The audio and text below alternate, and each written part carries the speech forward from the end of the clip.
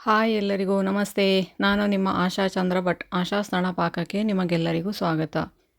ಇವತ್ತು ನಾವು ನೆಕ್ಕರೆ ಮಾವಿನಕಾಯಿಯ ಒಂದು ಬೋಳ್ ಸಾರು ಹೇಗೆ ಮಾಡೋದು ಅಂತ ಹೇಳೋದನ್ನು ನೋಡುವ. ನೆಕ್ಕರೆ ಮಾವಿನಕಾಯಿ ಈ ಸೀಸನಲ್ಲಿ ಮಾತ್ರ ಸಿಗ್ತದೆ, ಉಳಿದ ಸೀಸನಲ್ಲಿ ಅದು ಸಿಗೋದಿಲ್ಲ. ತೋತಾಪುರಿ ಹಾಗೆ ಅಲ್ಲ ಅದು. ಅದನ್ನು ಇವತ್ತು ಹೇಗೆ ಮಾಡೋದು ಅಂತೇಳಿ ನೋಡುವ. ಮೊದಲಿಗೆ ನಾನಿಲ್ಲಿ 2-3 ನೆಕ್ಕರೆ ಮಾವಿನಕಾಯಿ ತಗೊಂಡಿದ್ದೇನೆ. ಅದು ನೋಡಿ, ಪೂರ್ತಿ ಹಣ್ಣಾಗಿರಲಿಕ್ಕೆ ಕೂಡ ಬಾರ್ದು, ಪೂರ್ತಿ ಕಾಯಿಯಾಗಿರಲಿಕ್ಕೂ ಬಾರ್ದು. ನಾವು ಕಸ್ಕಾಯಿ ಅಂತೇಳಿ ಹೇಳ್ತೇವೆ, ಅಂದರೆ ಒಂದು ಸ್ವಲ್ಪ ಹಣ್ಣಾಗಿರಬೇಕದು, ಹಾಗಂತೇಳಿ ಮೆತ್ತಗೆ ಹಣ್ಣಾಗಿರಬಾರ್ದು.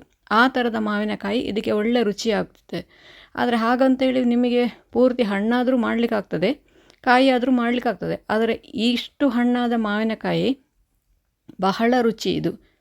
ಹಾಗೆ ಅದನ್ನು ಇವತ್ತು ಹೇಗೆ ಮಾಡೋದು ಅಂತ ತೋರಿಸ್ತಾ ಇದ್ದೇನೆ. ಮೊದಲಿಗೆ ಮಾವಿನಕಾಯಿಯನ್ನು ಚೆನ್ನಾಗಿ ತೊಳ್ಕೊಂಡು ಸಾಧಾರಣ ಒಂದು ಅರ್ಧದಿಂದ 1 ಇಂಚಿನಷ್ಟು ದೊಡ್ಡ ಹೋಳುಗಳನ್ನಾಗಿ ಮಾಡಿಕೊಳ್ಳಿ.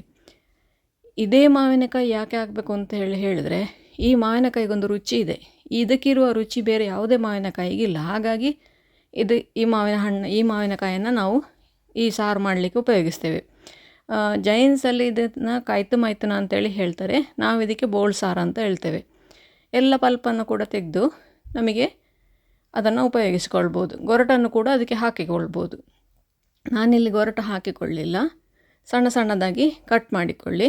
ಆಲ್ಮೋಸ್ಟ್ ಎಲ್ಲ ಒಂದೇ ಅಳತೆಯಲ್ಲಿದ್ದರೆ ನಿಮಗೆ ಬೇಯಿಸಲಿಕ್ಕೆ ಸುಲಭ ಆಗ್ತದೆ, ಹಾಗೆಯೇ ಉಪ್ಪು ಖಾರ ಎಳಿಲಿಕ್ಕೆ ಕೂಡ ಸುಲಭ ಆಗ್ತದೆ. ಹಾಗೆ ನಾನಿಲ್ಲಿ 3 ಮಾವಿನಕಾಯಿಯನ್ನು ಇವತ್ತು ಮಾಡ್ತಾ ಇದ್ದೇನೆ. ಇದೊಂದು 6-7 ಜನಕ್ಕೆ ಸಾಂಬಾರಿನಾಗೆ ಊಟ ಮಾಡಿಕೊಳ್ಬೋದು. ನಾನಿದನ್ನು ಸಾಂಬಾರನ್ನ ಹಾಗೆ ಉಪಯೋಗಿಸ್ಕೊಳ್ತಾ ಇದ್ದೇನೆ ಇವತ್ತು. ಬೇರೆ ಏನು ಸಾಂಬಾರು ಮಾಡೋದಿಲ್ಲ, ಇದನ್ನೇ ಊಟ ಮಾಡೋದು ಇವತ್ತು. ಹಾಗಾಗಿ ಸಾಂಬಾರನ್ನ ಹದಕ್ಕೆ ಇದನ್ನು ಮಾಡಿಕೊಳ್ತಾ ಇದ್ದೇನೆ. ಇದಕ್ಕೀಗ ಮಸಾಲೆ ಹುರಿದುಕೊಳ್ಳುವ. ನಿಮ್ಮ ಖಾರಕ್ಕೆ ಎಷ್ಟು ಬೇಕೋ ಅಷ್ಟು ಮೆಣಸು ಹಾಕ್ಕೊಳ್ಳಿ. ನಾನಿಲ್ಲಿ 5 ಮೆಣಸು ಹಾಕ್ಕೊಂಡಿದ್ದೇನೆ ಇವತ್ತು. 3 ಮಾವಿನಕಾಯಿಗೆ 5ರಿಂದ 6 ಮೆಣಸು ಸಾಕಾಗ್ತದೆ. 1-2 ದಂಡಿನಷ್ಟು ಕರಿಬೇವು. ಹಾಗೆಯೇ ಇದರಲ್ಲಿ ಸ್ಪೆಷಲಾಗಿ ಉಪಯೋಗಿಸುವಂತಹದ್ದು ಬೆಳ್ತಿಗೆ ಅಕ್ಕಿ. ಇದು ದೋಸೆ ಅಕ್ಕಿ ಆದರೂ ಆಗ್ತದೆ, ಕಡೆದು ಅನ್ನದ ಅಕ್ಕಿ ಆದರೂ ಆಗ್ತದೆ. 1 ಟೇಬಲ್ ಸ್ಪೂನಷ್ಟು ದೋಸೆ ಅಕ್ಕಿ, 1 ಟೇಬಲ್ ಸ್ಪೂನಷ್ಟು ಕಡಲೆಬೇಳೆ, 1 ಟೇಬಲ್ ಸ್ಪೂನಷ್ಟು ತೊಗರಿಬೇಳೆ. ಇವಿಷ್ಟನ್ನು ಕೂಡ ಚೆನ್ನಾಗಿ ಫ್ರೈ ಮಾಡಿಕೊಳ್ಬೇಕು. ಇದರ ಜೊತೆಗೆ 1 ಟೀ ಸ್ಪೂನಷ್ಟು ಜೀರಿಗೆ, ಹಾಗೆಯೇ 1/4 ಹಿಡಿಯಷ್ಟು, ಅಂದರೆ 2ರಿಂದ 3 ಟೇಬಲ್ ಸ್ಪೂನ್ ಆಗುವಷ್ಟು ಕೊತ್ತಂಬರಿ. ಇದರಲ್ಲಿ ಕೊತ್ತಂಬರಿ ಒಂದು ಸ್ವಲ್ಪ ಜಾಸ್ತಿ ಉಪಯೋಗಿಸ್ತೇವೆ. 1/4 ಟೀ ಸ್ಪೂನಷ್ಟು ಮೆಂತೆ. ಈ ಇಷ್ಟು ಸಾಮಗ್ರಿಗಳನ್ನು ಕೂಡ ಎಣ್ಣೆ ಹಾಕದೇನೆ ಡ್ರೈ ಆಗಿ ಫ್ರೈ ಮಾಡಿಕೊಳ್ಬೇಕು. ಇದರಲ್ಲಿ ಎಣ್ಣೆ ಹಾಕಬಾರ್ದು ಯಾವುದಕ್ಕೆ ಕೂಡ. ಹಾಗಾಗಿ ನೀವು ಸಣ್ಣ ಉರಿಯಲ್ಲಿ ನಿಧಾನಕ್ಕೆ ಫ್ರೈ ಮಾಡಿಕೊಳ್ಬೇಕಾಗ್ತದೆ. ಈ ಫ್ರೈ ಮಾಡೋದ್ರಲ್ಲೇ ನಿಮಗೆ ಅದು ಬೋಳ್ ಸಾರಿನ ಪರಿಮಳ ಹಾಗೂ ರುಚಿ ಎರಡೂ ಕೂಡ ನಿಲ್ತದೆ. ಇಲ್ಲಿ ನಾವು ಹುಳಿ ಹಾಕುವ ಅವಶ್ಯಕತೆ ಇಲ್ಲ, ಯಾಕೆಂದರೆ ಮಾವಿನಕಾಯಿ ಅದರ ರುಚಿಯೇ ಹುಳಿಯಾಗಿರ್ತದೆ. ಹಾಗಾಗಿ ಅದು ಬೇಯಿಸುವಾಗ ಮತ್ತೂ ಹುಳಿ ಬಿಟ್ಕೊಳ್ತದೆ. ಹಾಗೆ ಹುಳಿ ಹಾಕುವ ಅವಶ್ಯಕತೆ ಇಲ್ಲ. ಇಲ್ಲಿ ಒಂದು ಸಣ್ಣ ಇಂಗು ಹಾಕಿಕೊಳ್ತಾ ಇದ್ದೇನೆ, ಒಂದು ಸಣ್ಣ ಕಡಲೆ ಗಾತ್ರದಷ್ಟು. ಅದಕ್ಕೆ 1 ಡ್ರಾಪಷ್ಟು ಎಣ್ಣೆ ಹಾಕಿಕೊಂಡು ಅದನ್ನು ಫ್ರೈ ಮಾಡಿಕೊಳ್ತಾ ಇದ್ದೇನೆ. ಇಂಗು ಸರಿಯಾಗಿ ಫ್ರೈ ಆಗಬೇಕು, ಆವಾಗ ಅದು ಒಳ್ಳೆ ಪರಿಮಳ ಆಗ್ತದೆ. ಇದನ್ನು ಒಂದು ಅರ್ಧ ಸೆಕೆಂಡಷ್ಟು ಟೈಮ್ ಹಾಗೇ ಬಿಟ್ಟು 2 ಕಡೆ ಮಗುಚಿ ಅದನ್ನು ಫ್ರೈ ಮಾಡಿಕೊಳ್ಬೇಕು. ನಂತರ ಅದನ್ನು ಎಲ್ಲದರೊಟ್ಟಿಗೆ ಮಿಕ್ಸ್ ಮಾಡಿಕೊಳ್ಬೋದು. ಈ ಥರ ನೋಡಿ, ಅದು ಚೆನ್ನಾಗಿ ಉಬ್ಬಿ ಬರ್ತದೆ ಪೂರಿಯ ಹಾಗೆ ಎಣ್ಣೆಯಲ್ಲಿ. ಅದಕ್ಕೆ ಇಂಗು ಹುರಿಲಿಕ್ಕೆ ಮಾತ್ರ 1 ಡ್ರಾಪಷ್ಟು ಎಣ್ಣೆ ಬೇಕಾಗ್ತದೆ. ನಂತರ ಎಲ್ಲದರ ಜೊತೆಗೆ ಅದನ್ನು ಮಿಕ್ಸ್ ಮಾಡಿಕೊಳ್ಬೋದು. ಮಸಾಲೆ ಹುರಿಯುವ ಟೈಮೇ ನಿಮಗೆ ಇದರಲ್ಲಿ ಸ್ವಲ್ಪ ಜಾಸ್ತಿ. ನೀವು ಮಾವಿನಕಾಯಿ ಅಷ್ಟೊತ್ತಿಗೆ ಕಟ್ ಮಾಡಿ ಬೇಯಲಿಕ್ಕೆ ಇಟ್ಟಿದರೆ ಮಸಾಲೆ ಹುಡಿ ಮಾಡೋ ಅಷ್ಟೊತ್ತಿಗೆ ಮಾವಿನಕಾಯಿ ಬೆಂದಿರ್ತದೆ. ಮ್ಯಾಕ್ಸಿಮಮ್ 10 ಮಿನಿಟ್ಸ್ ಅಥವಾ 15 ಮಿನಿಟ್ಸ್ ಒಳಗೆ ನಿಮಗೆ ಈ ಮಾವಿನಕಾಯಿಯ 4ರಿಂದ 5 ನಿಮಿಷ ಆಯಿತು ನೋಡಿ. ಈಗ ಆಲ್ಮೋಸ್ಟ್ ಮಸಾಲೆ ಫ್ರೈ ಆಗ್ತಾ ಬಂತು. ಫ್ರೈ ಆಗಿದೆ ಇಲ್ಲೋ ಅಂತೇಳಿ ಹೇಗೆ ನೋಡೋದು ಅಂತೇಳಿದರೆ, 1-2 ಕರಿಬೇವಿನ ಎಲೆ ತಗೊಳ್ಳಿ. ಅದು ನೋಡಿ ಈ ಥರ ಸರಿಯಾಗಿ ಹುಡಿ ಆಯಿತು ಅಂತಾದರೆ ಮಸಾಲೆ ಫ್ರೈ ಆಗಿ ರೆಡಿ ಆಯಿತು ಅಂತೇಳಿ ಅರ್ಥ. ಈಗ ಇದನ್ನು ಒಂದು ಪ್ಲೇಟಿಗೆ ತೆಗೆದಿಟ್ಟುಕೊಳ್ಳುವ. ಇದು ಪೂರ್ತಿಯಾಗಿ ತಣ್ಣಗಾದ ನಂತರ ಇದನ್ನು ಹುಡಿ ಮಾಡಿಕೊಳ್ಳುವ. ಅಷ್ಟರೊಳಗೆ ನಾವು ಒಗ್ಗರಣೆ ಮಾಡಿಕೊಂಡು ಮಾವಿನಕಾಯಿ ಹೋಳನ್ನು ಬೇಯಿಸಿಕೊಳ್ಳುವ. ಇಲ್ಲಿ ನೋಡಿ 2 ಟೇಬಲ್ ಸ್ಪೂನಷ್ಟು ಎಣ್ಣೆ ಹಾಕ್ಕೊಂಡಿದ್ದೇನೆ. ಇದಕ್ಕೆ ಮೊದಲಿಗೆ ಒಂದು ಸ್ವಲ್ಪ ಸಾಸಿವೆ, ಸ್ವಲ್ಪ ಕರಿಬೇವು, ಹಾಗೆಯೇ ಒಂಚೂರು ಇಂಗು ನಾವು ಮುದ್ದೆ ಇಂಗು ಹಾಕ್ಕೊಂಡಿದ್ದೇವೆ, ಆದರೂ ಇದಕ್ಕೆ ಒಂದು ಸ್ವಲ್ಪ ಇಂಗು ಹಾಕಿದರೆ ಪರಿಮಳ ಆಗಿರ್ತದೆ. 1-2 ಬ್ಯಾಡಗಿ ಅಥವಾ ಗುಂಟೂರು ಮೆಣಸನ್ನು ಕೂಡ ಒಗ್ಗರಣೆಗೆ ಹಾಕಿಕೊಳ್ಬೋದು. ಇಂಗು ಇಲ್ಲಿ ಇಷ್ಟ ಇಲ್ಲದವರು ಇದನ್ನು ಸ್ಕಿಪ್ ಮಾಡಿಕೊಳ್ಬೋದು. ಕೆಲವರಿಗೆ ಇಂಗು ಇಷ್ಟ ಆಗೋದಿಲ್ಲ, ಅಂಥವರು ಇಂಗು ಹಾಕಲೇಬೇಕು ಅಂತ ಏನಿಲ್ಲ, ಇಂಗನ್ನು ಇಲ್ಲಿ ಸ್ಕಿಪ್ ಮಾಡಿಕೊಳ್ಬೋದು.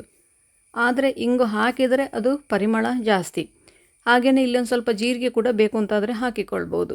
ಸಾಸಿವೆ ಸಿಡಿದ ನಂತರ ನಾವೇನು ಕಟ್ ಮಾಡಿ ಮಾವಿನಕಾಯನ್ನು ಇಟ್ಕೊಂಡಿದ್ದೇವೆ ಆ ಮಾವಿನಕಾಯನ್ನು ಅದಕ್ಕೆ ಹಾಕ್ಕೊಂಡು 1-2 ನಿಮಿಷ ಅದನ್ನು ಹಾಗೇ ಎಣ್ಣೆಯಲ್ಲಿ ಫ್ರೈ ಮಾಡಿ ಅದನ್ನು. ಆವಾಗ ಅದಿನ್ನೂ ರುಚಿ ಆಗ್ತದೆ. 2 ನಿಮಿಷ ನೀವು ಫ್ರೈ ಮಾಡಲೇಬೇಕು ಇದನ್ನು. 2 ನಿಮಿಷ ಫ್ರೈ ಮಾಡಿದ ನಂತರ ಅದಕ್ಕೆ ಬೇಯಲಿಕ್ಕೆ ಎಷ್ಟು ನೀರು ಬೇಕು ಅಷ್ಟು ನೀರನ್ನು ಹಾಕ್ಕೊಂಡು, ತುಂಬ ಮೆತ್ತಗೆ ಬೇಯಬೇಕಾದ ಅವಶ್ಯಕತೆ ಏನಿಲ್ಲ. ಮಾವಿನಕಾಯಿ ಮತ್ತೆ ನೀವು ಮಸಾಲೆ ಸೇರಿಸಿದ ನಂತರ ಕೂಡ ಅದು ಬೇಯ್ತಾ ಇರ್ತದೆ. ಮಾಮೂಲಾಗಿ ನಾವು ಈ ಸಾರು ಮಾಡಲಿಕ್ಕೆ ನೆಕ್ಕರೆ ಮಾವಿನಕಾಯನ್ನೇ ಉಪಯೋಗಿಸ್ತೇವೆ. ಪೇಟೆಯಲ್ಲೆಲ್ಲ ನಿಮಗೆ ಈ ಮಾವಿನಕಾಯಿ ಸಿಗೋದು ಕಷ್ಟ.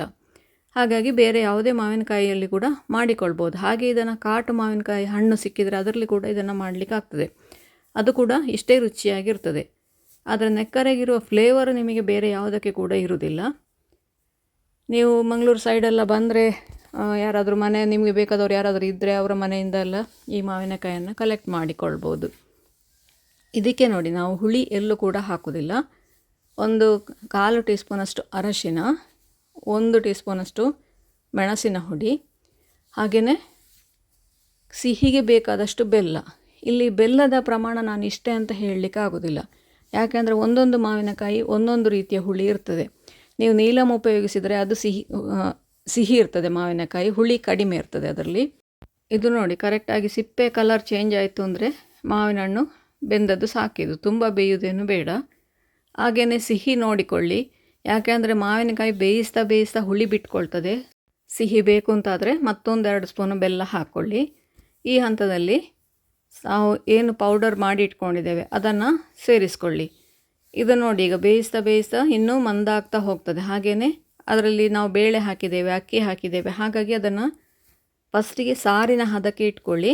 ಅದು ಬೆಂದು ಕುದೀತಾ ಬೆಂದಾದ ನಂತರ ಸಾಂಬಾರಿನ ಹದಕ್ಕೆ ಬರ್ತದೆ ಅದು. ನೋಡಿ ಎಷ್ಟು ರುಚಿಯಾದ ಮಾವಿನ ಹಣ್ಣಿನ ಬೋಳು ಸಾರು ರೆಡಿ ಆಯಿತು. ಇದಕ್ಕೆ ಬೇಕು ಅಂತಾದರೆ ಬೆಳ್ಳುಳ್ಳಿ ಒಗ್ಗರಣೆ ಕೂಡ ಹಾಕಿಕೊಳ್ಬೋದು. ನಾನಿದಕ್ಕೆ ಸಿಂಪಲಾದ ಒಗ್ಗರಣೆ ಹಾಕಿದ್ದು, ಬೆಳ್ಳುಳ್ಳಿ ಹಾಕಲಿಲ್ಲ. ಕೊನೆಗೆ ಬೆಳ್ಳುಳ್ಳಿ ಹಾಗೂ ಇಂಗಿನ ಒಗ್ಗರಣೆ ಕೊಡ್ಬೋದು. ಇದಕ್ಕೆ 1 ಗಡ್ಡೆ ಬೆಳ್ಳುಳ್ಳಿಯನ್ನು ಇದಕ್ಕೆ ಒಗ್ಗರಣೆ ಹಾಕ್ಬೋದು. ಇದರ ಜೊತೆಗೆ ಬೆಳ್ಳುಳ್ಳಿ ಒಳ್ಳೆ ಕಾಂಬಿನೇಷನ್ ಆಗ್ತದೆ. ನೀವು ಕೂಡ ಒಮ್ಮೆ ಇದನ್ನು ಖಂಡಿತ ಟ್ರೈ ಮಾಡಿ ನೋಡಿ. ಹೇಗಾಯಿತು ಅಂತೇಳಿ ಕಮೆಂಟ್ ಮೂಲಕ ನಮಗೆ ತಿಳಿಸಿ. ಲೈಕ್ ಕೊಟ್ಟು ಶೇರ್ ಮಾಡಿ. ನೀವಿನ್ನೂ ನಮ್ಮ ಚಾನಲ್ನ ಸಬ್ಸ್ಕ್ರೈಬ್ ಮಾಡ್ಕೊಳ್ಳಿಲ್ಲ, ಸಬ್ಸ್ಕ್ರೈಬ್ ಮಾಡಿಕೊಂಡು ಪಕ್ಕದಲ್ಲೇ ಇರುವ ಬೆಲ್ ಐಕಾನನ್ನು ಒತ್ಕೊಂಡು ನಮ್ಮನ್ನು ಸಪೋರ್ಟ್ ಮಾಡಿ. ಮುಂದಿನ ವಿಡಿಯೋದಲ್ಲಿ ಇನ್ನೊಂದು ಹೊಸ ರೆಸಿಪಿಯೊಂದಿಗೆ, ಇನ್ನೊಂದು ಹೊಸ ರುಚಿಯೊಂದಿಗೆ ಪುನಃ ನಿಮ್ಮನ್ನು ಭೇಟಿಯಾಗ್ತೇನೆ. ಧನ್ಯವಾದಗಳು.